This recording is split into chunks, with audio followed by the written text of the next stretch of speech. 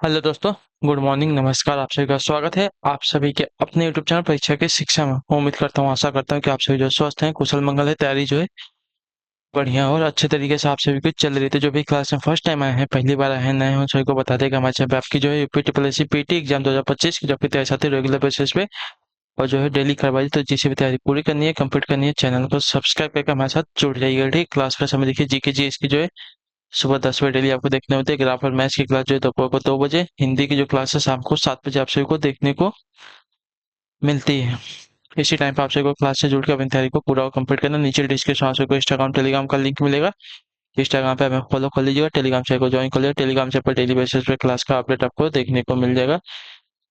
6 और 7 तारीख को आपका एग्जाम है सितंबर में। ठीक है, क्लियर है। चलिए क्लास स्टार्ट करेंगे। पहले क्वेश्चन देखेंगे आपका। एक एक क्वेश्चन बहुत ही इंपॉर्टेंट है आपके एग्जाम के लिए, तो एक एक क्वेश्चन को ध्यान से देखिएगा, समझिएगा, फिर उसका उत्तर देने की कोशिश करें। क्लास स्टार्ट करने से पहले जिसने अभी तक क्लास को लाइक नहीं किया, लाइक करेंगे। शेयर नहीं किया, शेयर करेंगे। और जिसने अभी तक चैनल को सब्सक्राइब नहीं किया, चैनल को सब्सक्राइब करें। ठीक है, पहला क्वेश्चन है, रामकृष्ण मिशन की स्थापना किसने की, बताइए। दयानंद सरस्वती, स्वामी विवेकानंद, राजा राम मोहन राय या दादा भाई नौरोजी, बताइए। स्वामी विवेकानंद। ठीक है, ऑप्शन नंबर आपका बी राइट होगा। रामकृष्ण मिशन की स्थापना आपकी स्वामी विवेकानंद ने 1879 ईस्वी में की थी। ठीक है, चलिए अगला प्रश्न देखेंगे, आपका है दूसरा नंबर। आजाद हिंद फौज के सैनिकों पर चली मुकदमे की पैरवी करने वाले दल की अध्यक्षता किसने की थी। अरे, आजाद हिंद फौज पर आजाद हिंद फौज के सैनिकों पर चली मुकदमे की पैरवी करने वाले दल के दल की अध्यक्षता किसने की थी। इसका राइट आंसर क्या होगा, तो इसका राइट आंसर हो जाएगा साथियों फूलाभाई देसाई। ठीक है, ऑप्शन नंबर आपका ये राइट हो जाएगा। ठीक है, क्लियर है। चलिए अगला प्रश्न आपका है तीसरा नंबर। वक्राकार ईंटें सिंधु सभ्यता में कहाँ से मिली है, बताइए। कालीबंगा, लोथल, चौहुदड़ो या हड़प्पा।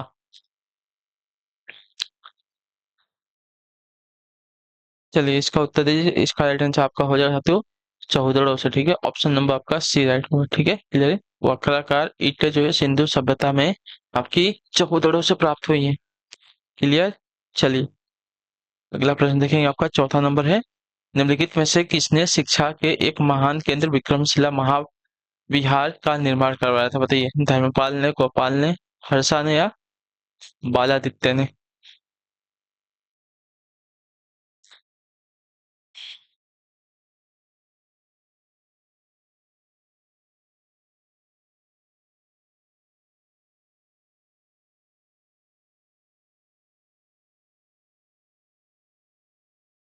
तो इसका राइट आंसर हो जाएगा धर्मपाल। ठीक है, ऑप्शन नंबर आपका ये जो दिया गया साथियों आपका सही उत्तर होगा। ठीक है, क्लियर सभी को।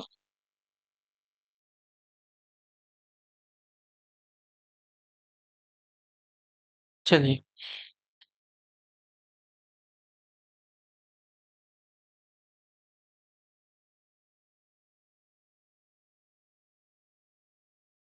अगला प्रश्न है आपका है पांचवा नंबर। कालीबंगा किस राज्य में है, बताइए। कालीबंगा जो है किस राज्य में है। तो कालीबंगा की अगर बात करेंगे तो आपका राइट आंसर हो जाएगा साथियों राजस्थान में। ठीक है, ऑप्शन नंबर हमारा सी जो दिया गया साथियों आपका राइट आंसर होगा। क्लियर।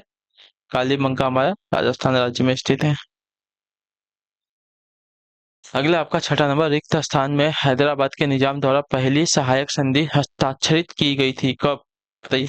कब जो है हैदराबाद के निजाम द्वारा पहली सहायक संधि हस्ताक्षरित की गई थी। तो इसका राइट आंसर हो जाएगा साथियों 1798 ईस्वी में। ठीक है, लॉर्ड कॉर्नवालिस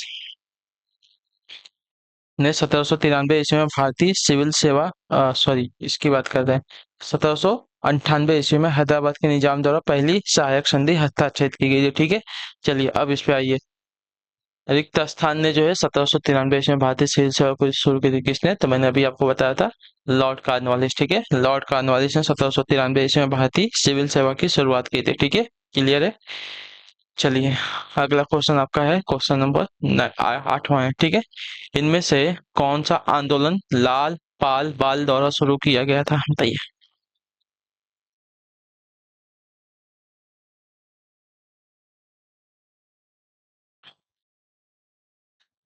तो आपका राइट आंसर हो जाते हैं स्वदेशी आंदोलन। ठीक है, ऑप्शन नंबर हमारा डी राइट हुआ।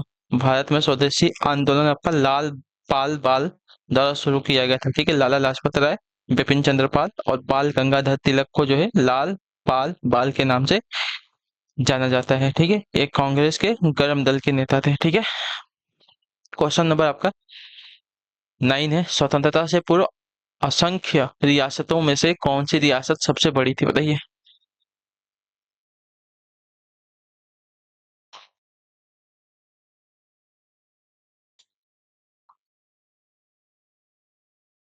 तो हैदराबाद रियासत। ठीक है, ऑप्शन नंबर आपका ये राइट हो जाएगा। स्वतंत्रता से पूर्व असंख्य रियासतों में से हैदराबाद रियासत जो है सबसे बड़ी थी। ठीक है, इसका विस्तार जो है भारत के 4 वर्तमान राज्यों आंध्र प्रदेश, तेलंगाना, कर्नाटक और महाराष्ट्र में था। ठीक है, चलिए अगला प्रश्न आपका है 10वां नंबर। महात्मा गांधी किस वर्ष जो है कांग्रेस के अध्यक्ष बने थे, बताइए।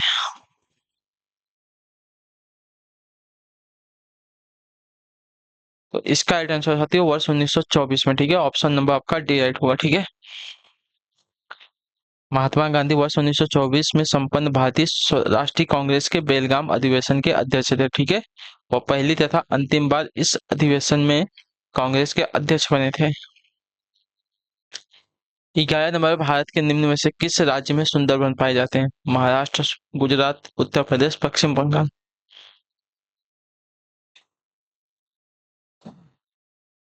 तो इसका राइट आंसर है पश्चिम बंगाल। ठीक है, ऑप्शन नंबर हमारा डी राइट होगा। ठीक है, सुंदरवन जो है हमारा पश्चिम बंगाल राज्य में पाए जाते हैं भारत के। ठीक है, 12 नंबर है। निम्न में से किस नदी पर हरिकुंड हीराकुंड, ठीक है, निम्न में से किस नदी पर हीराकुंड बहुउद्देशीय परियोजना का निर्माण हुआ है, बताइए। निम्न में से किस नदी पर जो है हीराकुंड बहुउद्देशीय परियोजना का निर्माण हुआ है? तो इसका राइट आंसर आपका हो जाएगा साथियों महानदी पर। ठीक है, ऑप्शन नंबर हमारा ए राइट होगा। ठीक है, हीराकुंड बहुउद्देशीय परियोजना का निर्माण आपका महानदी पर हुआ है। 13 नंबर प्रश्न आपके सामने। निम्न में से कौन सा विश्व का सबसे बड़ा उष्ण मरुस्थल है, बताइए।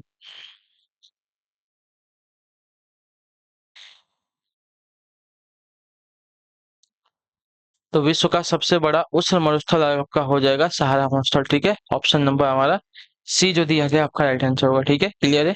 चलिए क्वेश्चन नंबर आपका 14 है। पूछा गया है मधुबनी लोक कला शैली किस राज्य से संबंधित है? बताइए। मधुबला सॉरी, मधुबला नहीं, मधुबनी लोक कला शैली जो है किस राज्य से संबंधित है? तो इसका राइट आंसर होती है बिहार से। ठीक है, ऑप्शन नंबर हमारा ये राइट हो जाएगा। ठीक है, यह मुख्य रूप से मिथिला की पेंटिंग है जिसमें हिंदू देवी देवताओं जैसे कृष्ण, राम, लक्ष्मी, शिवा, दुर्गा एवं सरस्वती आदि के जो है चित्र बनाए जाते हैं। ठीक है,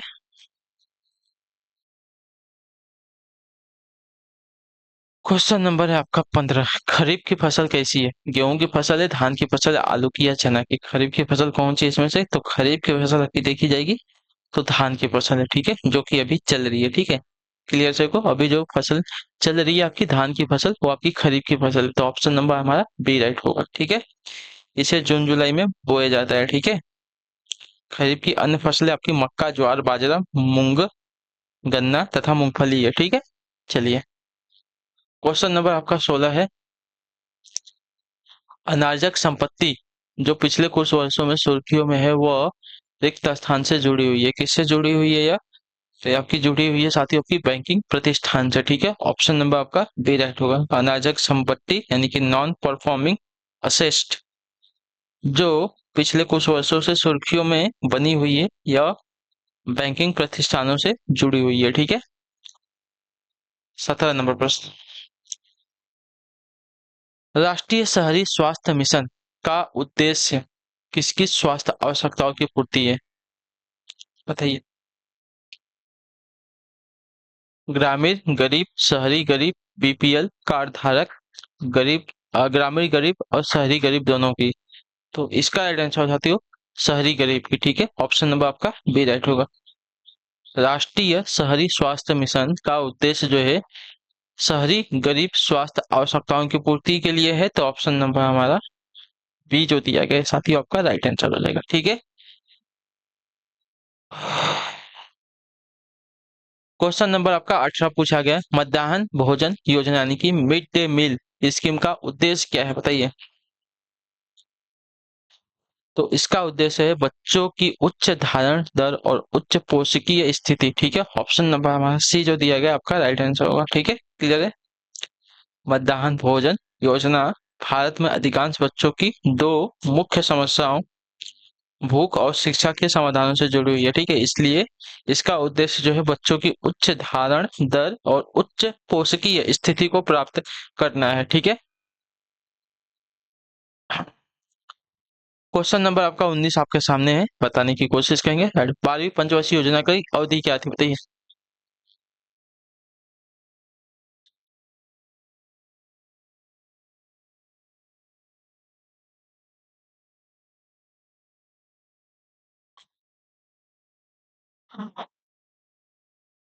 12वीं पंचवर्षीय योजना की अवधि क्या है, तो 12वीं पंचवर्षीय योजना की अवधि की अगर बात की जाएगी तो आपका राइट आंसर यहाँ पे हो जाएगा साथियों 2012 से लेकर 2017। ठीक है, ऑप्शन नंबर हमारा सी जो दिया गया साथियों आपका राइट आंसर होगा। क्लियर सभी को।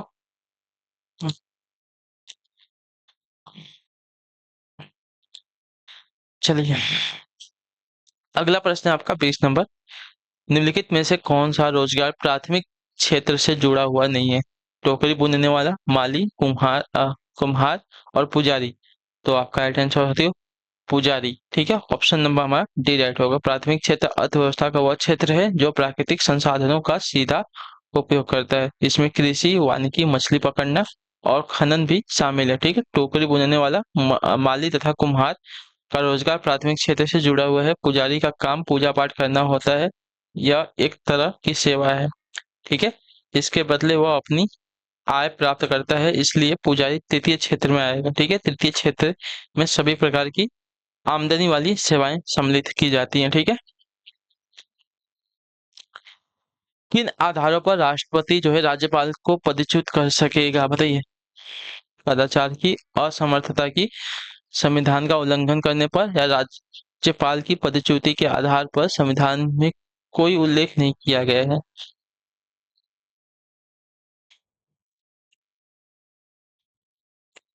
तो इसका उत्तर हो जाएगा ऑप्शन नंबर डी। ठीक है, संविधान के अनुच्छेद 156(3) के अनुसार राज्यपाल जो है राष्ट्रपति के प्रसाद पर्यंत पद धारण करेगा, अर्थात राष्ट्रपति द्वारा 5 वर्षों से पहले भी पदच्युत किया जा सकता है, परंतु इसका आधार क्या होगा इस विषय से संविधान मौन है। ठीक है, चलिए 22 नंबर प्रश्न है, राज्य विधानसभा की अधिकतम संख्या कितनी है बताइए। तो इसका राइट आंसर आपका हो जाएगा साथियों 550। ठीक है, ऑप्शन नंबर आपका डी। राज्य विधानसभा की अधिकतम सदस्य संख्या आपकी 550 है। ठीक है, चलिए अगला क्वेश्चन है आपका 23 number. Doctor B R Ambedkar ने निम्न में से कौन से अधिकारों को संविधान का हृदय और आत्मा कहा है बताइए।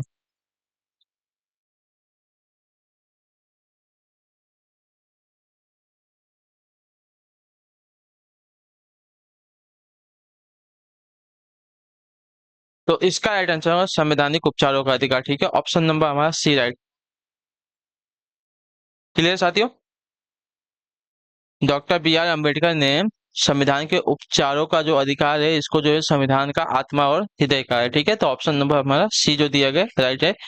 अगला आपका 24 नंबर, किस संशोधन द्वारा जो है भारतीय संविधान की प्रस्तावना में पंथ निरपेक्ष शब्द जो है जोड़ा गया था।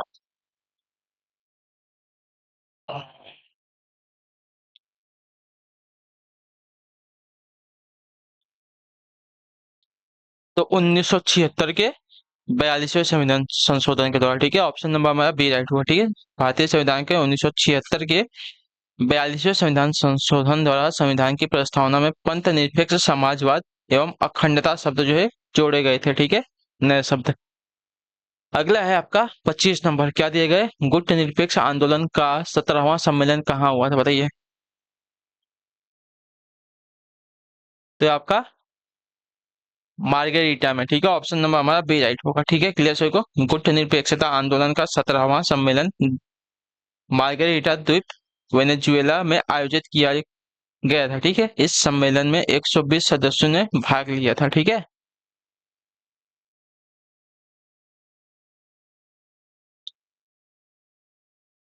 अगला प्रश्न है आपका 26 नंबर, क्या दिया गया है? रेडियोधर्मी धातुओं के लिए विशेष पाउडर को डेवलप के रूप में जाना जाता है। तो आपका कौन सा पाउडर? तो आपका राइट आंसर होगा टर्नेरी या यूटेकिट क्लोराइड को। ठीक है, ऑप्शन नंबर हमारा डी राइट होगा। रेडियोधर्मी धातुओं के लिए विशेष पाउडर टर्नेरी यूटेकिट क्लोराइड के रूप में जो है जाना जाता है। इसका प्रयोग आपका आग बुझाने के लिए जो है किया जाता है। ठीक है, अगला है आपका 27 नंबर प्रश्न। SiPs और Cl रिक्त स्थान की आवर्त में आते हैं। कौन से आवर्त में आते हैं? पांचवें, चौथे, दूसरे या तीसरे? तो ये सभी के सभी जो है आपके तीसरे आवर्त में आते हैं। ठीक है, ऑप्शन नंबर हमारा डी राइट होगा। ठीक है, चलिए अगला आपका 28 नंबर प्रश्न।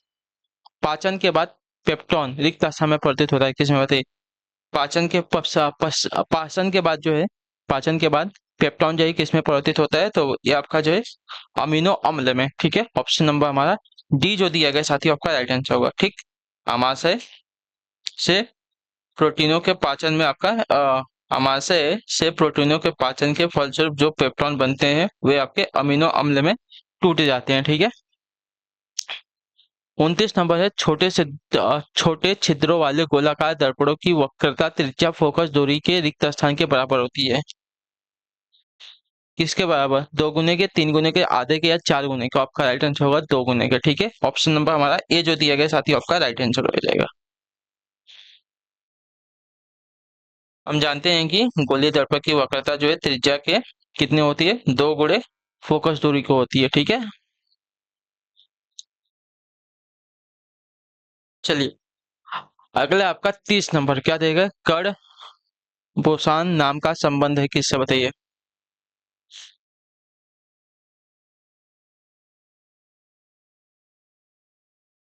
कण बोसान नाम का संबंध किससे है? तो कण बोसान नाम का संबंध हमारा जो है एस एन बोस से है। ठीक है, ऑप्शन नंबर हमारा बी राइट होगा।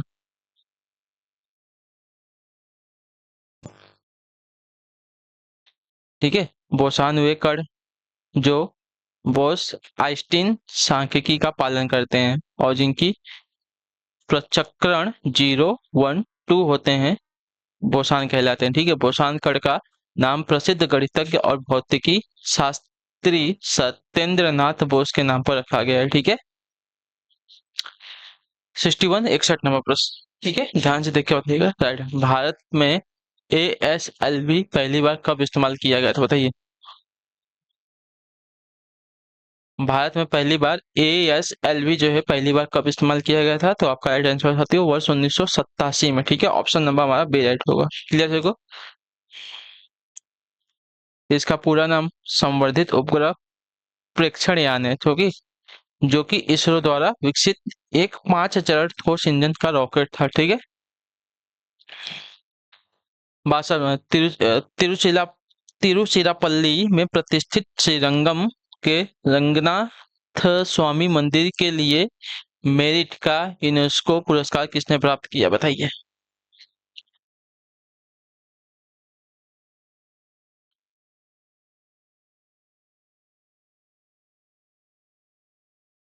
तिरुचिरापल्ली में प्रतिष्ठित श्रीरंगम के रंगनाथ स्वामी मंदिर के लिए मेरिट का यूनेस्को पुरस्कार किसने प्राप्त किया है? तो इसका राइट आंसर आपका हो जाएगा साथियों अटपादी के पलानीचेनमीन है। ठीक है, ऑप्शन नंबर हमारा बी राइट हो जाएगा। ठीक है, क्लियर है। अगला प्रश्न है आपका 63। शतरंज के ग्रैंड मास्टर का खिताब जीतने वाली सबसे कम उम्र की भारतीय महिला कौन है? तो आपका राइट आंसर हो जाएगा हम्पी कोनेरू। ठीक है, ऑप्शन नंबर सी राइट होगा। ठीक है, हम्पी कोनेरू शतरंज में ग्रैंड मास्टर का खिताब जीतने वाली सबसे कम उम्र की भारतीय महिला है। ठीक है, चलिए 64 नंबर है। इंस्टा 3D का एक उन्नत मौसम निगरानी पेलोड वाले मौसम उपग्रह को कब लॉन्च किया गया था?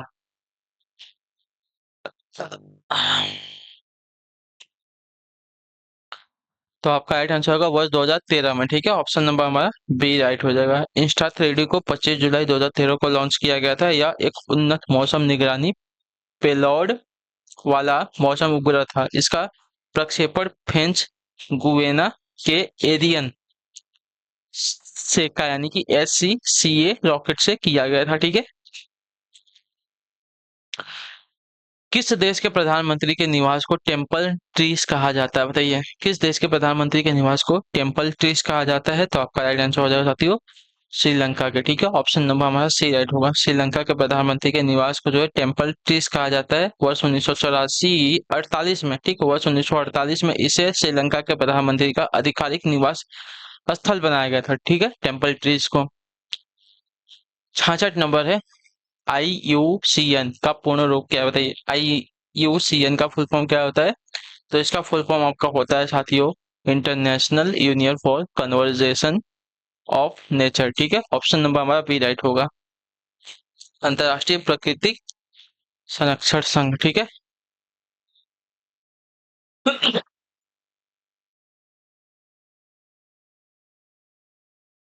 स्ट्रेट ड्राइव पुस्तक के लेखक कौन है? बताइए, स्ट्रेट ड्राइव पुस्तक के लेखक कौन है?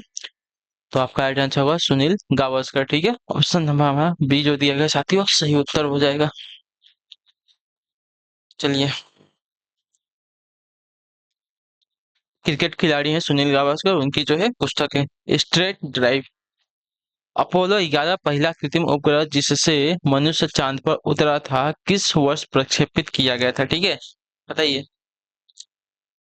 जिससे पहले दो व्यक्ति हमारे नील आर्मस्ट्रॉन्ग तथा एडेडिन एल्ड्रिन जो है इससे चांद पर गए थे। तो प्रक्षेपित कब किया गया था? तो आपका राइट आंसर हो जाएगा साथी प्रक्षेपित किया गया था 1969 में। ठीक है, ऑप्शन नंबर हमारा सी राइट हो जाएगा। चलिए, अगला है आपका 69 नंबर। बताइएगा, सतो एशियाई खेलों को दिल्ली में पहली बार रिक्त स्थान में आयोजित किया गया था। कब का किया गया था इसको आयोजित? तो इसको आयोजित किया गया था साथियों आपका